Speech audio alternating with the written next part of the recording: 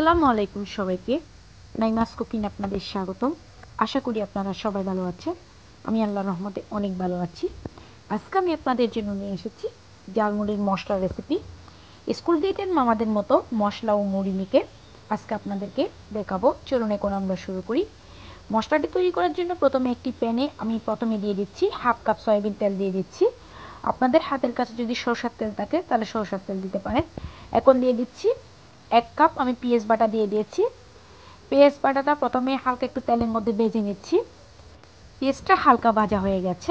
এখন আমি এর মধ্যে দিয়ে দিচ্ছি 1 চা চামচ আদা রসুনের পেস্ট দিয়ে দিচ্ছি। আমি একসাথে আদা রসুন পেস্ট করে নিয়েছি।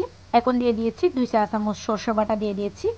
এখন সবগুলো একসাথে প্রথমে হালকা একটু ভেজে নিব। যখন কালারটা একটু চেঞ্জ হয়ে আসবে তখন আমি এর মধ্যে দিয়ে দিচ্ছি 1 চা চামচ লবণ দিয়ে দিচ্ছি। 1 চা চামচ হলুদ গুঁড়া দিয়ে দিয়েছি। এখন দিয়ে দিচ্ছি 1 চা চামচ লাল মরিচের গুঁড়া, 1 চা চামচ ধনে গুঁড়া, 1 চা চামচ চাট মশলা, সামান্য একটু পানি দিয়ে দিয়েছি যাতে মশলাটা পুড়ে না যায়। 1 চা চামচ ভাজা জিরার গুঁড়া দিয়ে দিয়েছি। 1 চা চামচ গরম মশলার গুঁড়া দিয়ে দিয়েছি। দিয়ে সবগুলো একসাথে আমি মিশিয়ে নিচ্ছি। এগুলো 2 মিনিট এভাবে আমি কষিয়ে নিব। এই মশলাগুলো কষানো হয়ে গেছে। মশলা থেকে অনেকটা তেল ছেড়ে দিয়েছে। এ পর্যায়ে আমি এখন এর মধ্যে দিয়ে দিচ্ছি আমি জিরাগুলো আগে ঠেলে রেখেছিলাম, ঠেলে শিলপাটায় বেটে নিয়েছি। এখন আমি এগুলো 1 চা চামচ দিয়ে দিয়েছি এখানে। দিয়ে আবার সবগুলো একসাথে মিশিয়ে নিচ্ছি। আমার মশলাটা রেডি হয়ে গেছে। আমি আরও 2 মিনিট এভাবে একটু নেড়ে ছেড়ে নিয়েছি। আমি এখন চুলাটা অফ করে দিয়েছি। আমার মশলাটা রেডি হয়ে গেছে। এখন আমি এই মশলাটি চুলা থেকে এখন নামিয়ে নিচ্ছি। চুলা থেকে নামিয়ে একটি বাটির মধ্যে নিয়ে নিয়েছি। দেখুন মাশাআল্লাহ, দেখতে একদম স্কুল গেটের মামাদের মতো হয়েছে এই মশলাটি। এই মশলাটি আপনারা একবার তৈরি করে 1 মাস পর্যন্ত সংরক্ষণ করতে পারবেন। কাচের বয়মে ঢুকিয়ে নর্মাল ফ্রিজে রেখে সংরক্ষণ করে খেতে পারবেন। এখন এই মশলাটি দিয়ে কিভাবে মুড়ি মাখানো হয় সেটি এখন আপনাদেরকে আমি দেখাবো। চলুন তাহলে এখন আমরা মুড়ি মেখে খাবো। এখানে আমি কিছুটা মুড়ি নিয়েছি।